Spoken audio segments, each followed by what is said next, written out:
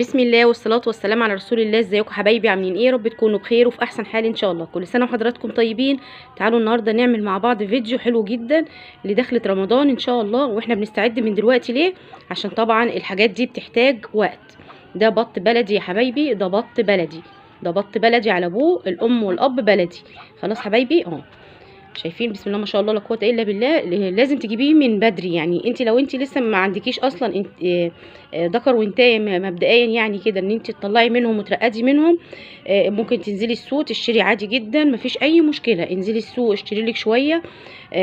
الواحده عامله تقريبا 20-25 جنيه، وهي صغنططه لسه، يعني عمر مثلا اسبوع كده ولا حاجه. خلاص اهو. يعني بتعضي اختك ليه؟ بتعضي اختك ليه؟ اهي شايفين يعني اللهم صل وسلم عليك يا حبيبي يا رسول الله. دول طالعين عندي بط صغنن كتاكيتي، يعني لسه طالعين من البيضه، طالعين دول انتاج بيضه عندي. خلاص كنت وريت لحضراتكم كذا مره قبل كده الفيديوهات بتاعتهم.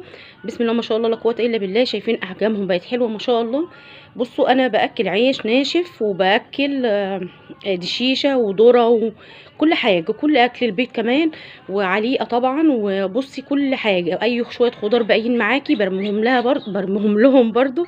نضفت شويه قولوا معايا اي تنظيفات خضار، اي تنظيف خضار باجي راميه كل الحاجات، بس هم واقفين هناك كده عشان خايفين. تعالوا اوريكم. بسم الله ما شاء الله احجامهم حلوه تبارك الرحمن، يتذبح منهم عندي جدا دلوقتي. بس طبعا هم مقفلين ريش طبعا خلاص، بس انا طبعا ايه مخلياهم دول لرمضان يعني. والذكر والنتايه اللي قدامكم اللي وشهم محمر دول الاب والام حبايبي. طبعا هي دي اللي بتطلع البيض، يعني دي ولاد شويه دول صلاه الزين، ولاد البطايه القمر اللي هناك دي. احسن نوع بط بقى تجيبيه لرمضان، احسن نوع هو البلدي ده، احسن نوع. بصي وما تدوريش بعد كده تاني. الطعم وبصي والريحه، وبصي هتخلي البيت كده مقلوب ريحه تحفه. هو البط البلدي تربيته سهله وما بيحتاجش اكل كتير. اي حاجه موجوده عندك بياكلها، ما بيقولش لا خالص، وما بيعترضش زي فيه بط وحاجات كتير بيبصوا بيتأنفوا على الاكل والكلام ده. يعني هم والله بيتأنفوا على الاكل، مش بني ادمين بس سبحان الله برضه. بس البط البلدي من اجود واحسن الانواع اللي ممكن تربيها، دي اللي بتتقني في البيت. ده بط بلدي.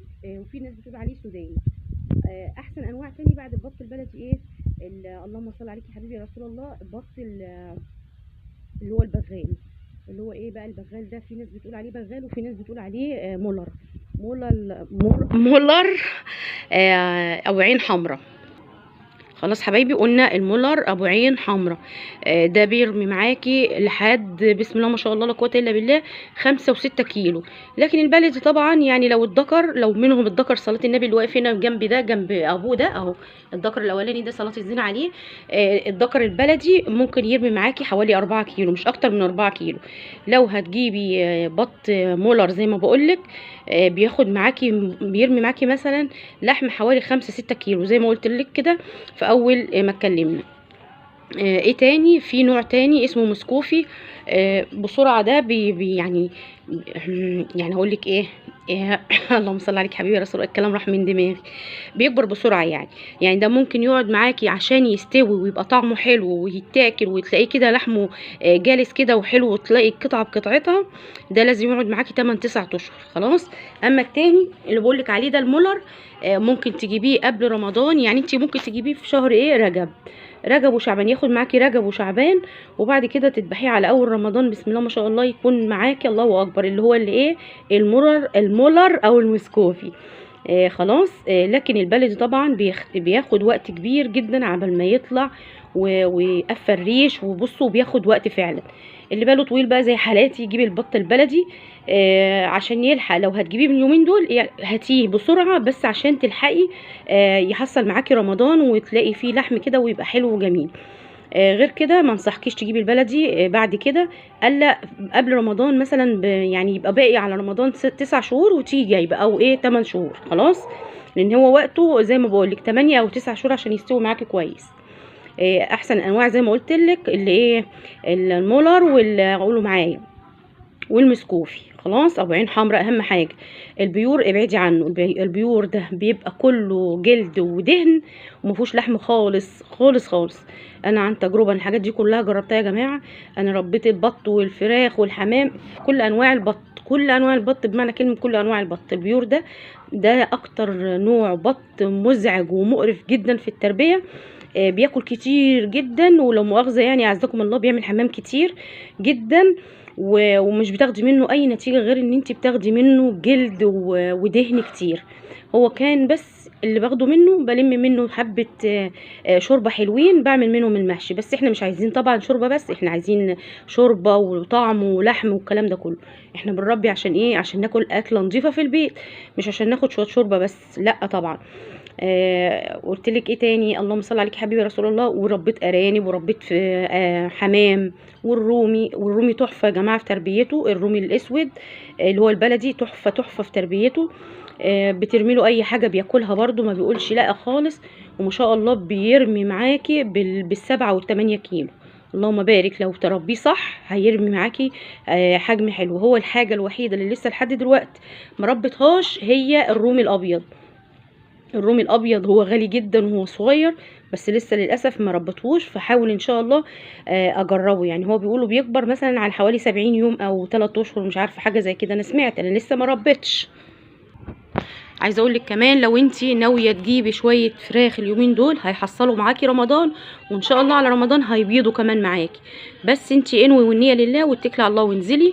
الاسواق مليانه طيور، والطيور اليومين دول رخيصه مش غاليه، فانت حاولي تنزلي تشوفي كده، تتفقدي كده الاسعار وتشوفي الدنيا ماشيه ازاي. وعندك المعامل بتاع الفراخ والبط، بصوا ماليه في كل الدنيا، كل مكان هتلاقي فيه معمل بط وفراخ، في كل انواع الفراخ اللي انت عايزاها، الصغيره كتاكيت من عمر يوم، في كتاكيت بيضه وريت لحضراتكم قبل كده الفراخ البيضه اللي انا كنت مربياها، في كتاكيت بلدي رزي ساسو. احسن انواع الفراخ اللي تربيها تديكي بيض ولحم هي الرزي والجميزي، احسن نوعين. اما لو انت عايزاها بلدي صرف وتديكي بس بيض بس يبقى ايه؟ بلدي صرف.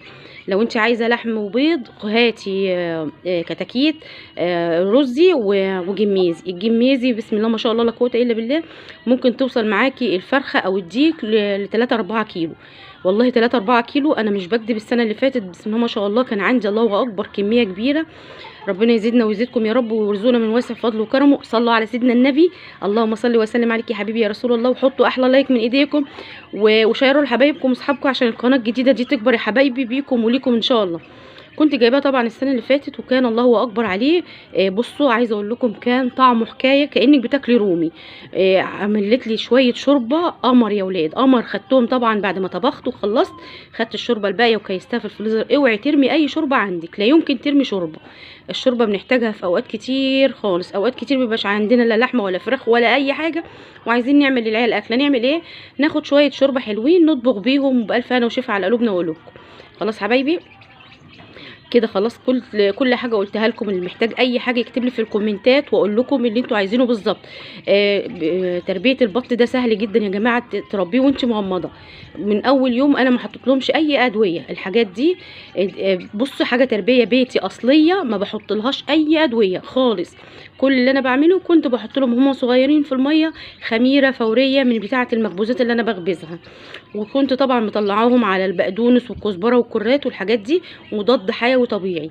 والبصل كمان مضاد حيوي قوي جدا ورافع مناعه. بصل وتوم طبعا كنت بحط لهم في الميه، ببشر كده بصلايه في الميه واحطها لهم، بتبقى الله اكبر عليهم، بتديهم كده طاقه ونشاط تفتح الشهيه معاهم وترفع طبعا المناعه لاي امراض للطيور والكلام ده.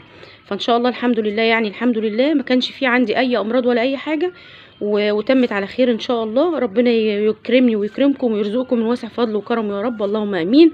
ما تنسوش في لايك حلو من ايديكم ودعوه حلوه من قلبكم، وربنا يوسع رزقي ورزقكم يا رب، اللهم امين. وتصلوا على سيدنا النبي وتحطوا لي احلى لايك من ايديكم وتشتركي لو لسه ما اشتركتيش. وشوفي بقى كده الحاجات القمر بتاعتنا، واستني الفيديوهات الجايه كلها ان شاء الله تعجبك. لو في حبايبي ما بيوصل لهمش الاشعار مني يلغوا الاشتراك ويرجعوا يفعلوه تاني علشان الاشتراك يوصل لكم ويشوفوا كل الفيديوهات اللي جايه ان شاء الله. كل سنه وانتم طيبين، مع الف سلامه.